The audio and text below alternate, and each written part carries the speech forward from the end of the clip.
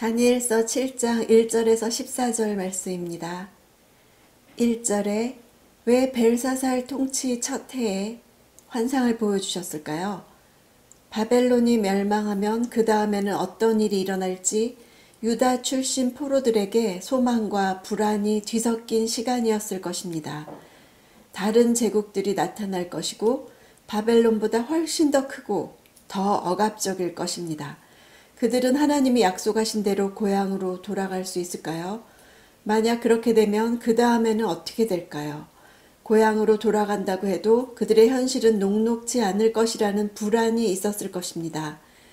자신들이 과연 생존할 수 있을지, 미래 자신들의 지위는 어떨지, 비관적인 전망을 하고 있었을 이스라엘 백성들에게 하나님의 나라가 영원히 견고하게 세워지고 하나님의 백성이 통치하는 환상을 보여주심으로써 그들의 정체성을 확인해주고 미래에 대한 소망을 안고 살아가기를 원하셨을 것입니다.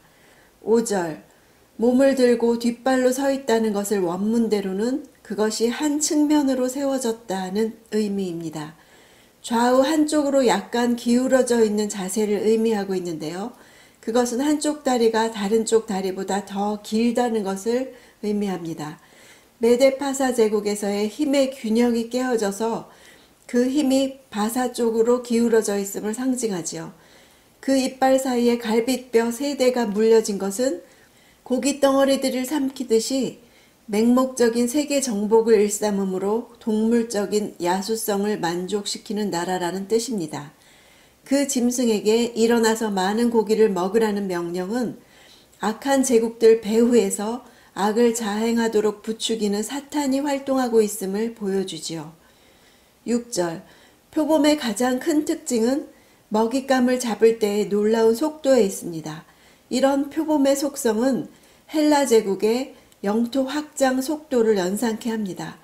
헬라 제국의 창시자 알렉산더 대왕은 왕위에 오른 지 2년 만에 소아시아를 점령하고 10년이 지나기 전에 인도까지 이르는 페르시아 제국 전체를 정복했습니다.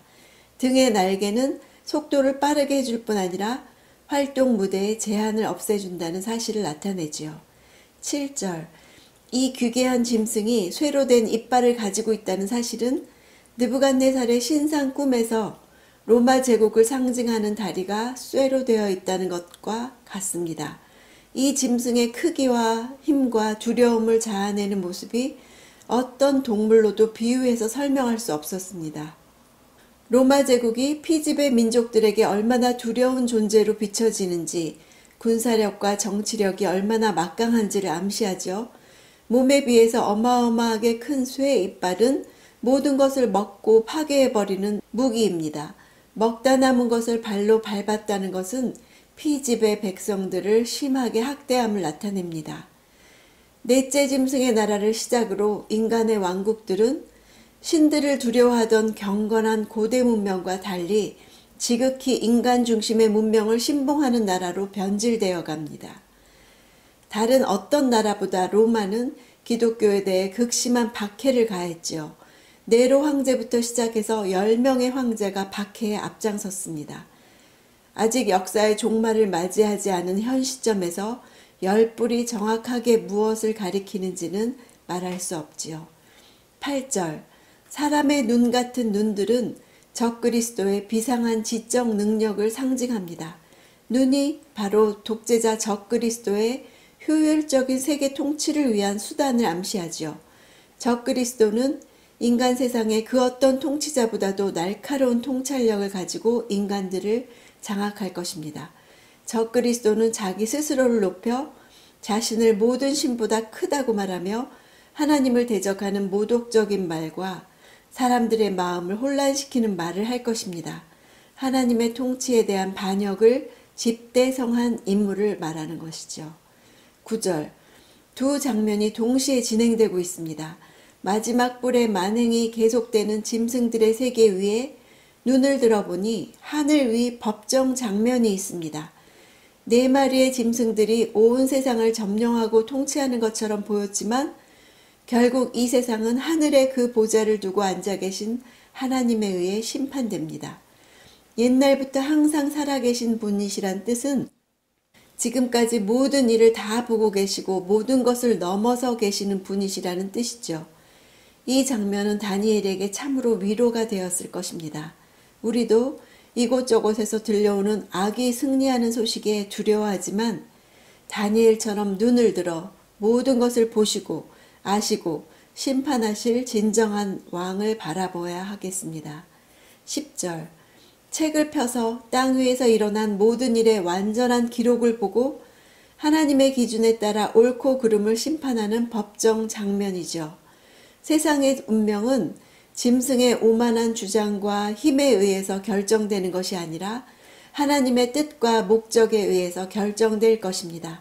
하나님이 최고의 통치자이시며 최후의 심판자이십니다. 그분 앞에 책이 펼쳐져 모든 마음이 드러나고 모든 욕망이 알려지고 어떤 비밀도 감출 수 없습니다. 행동뿐 아니라 생각과 동기까지도 보시고 평가하십니다. 14절 짐승은 땅을 짓밟고 집어삼키기 위해서 바다에서 나왔으나 인자 같은 분은 하늘 구름을 타고 와서 하나님의 권세를 위임받아 지상에 하나님 나라를 세우는 대관식을 하십니다. 권세와 영광과 나라를 받으실 뿐 아니라 예배를 받으십니다. 영원한 왕국은 땅의 짐승들에게가 아니라 인자 같은 분에게 주어집니다. 열왕의 나라 뒤에 하나님 나라가 온다는 것이 다니엘의 비전에서 밝혀집니다. 대적들이 기세를 부리더라도 하나님은 악을 심판하실 분이십니다. 열왕들이 득세할 때도 그 위에 주관하시는 하나님 나라가 있음을 믿고 날마다 경건 생활하며 천사에게 해석을 묻듯이 성령님께 물으며 시대를 아는 자로 살아가기를 원합니다.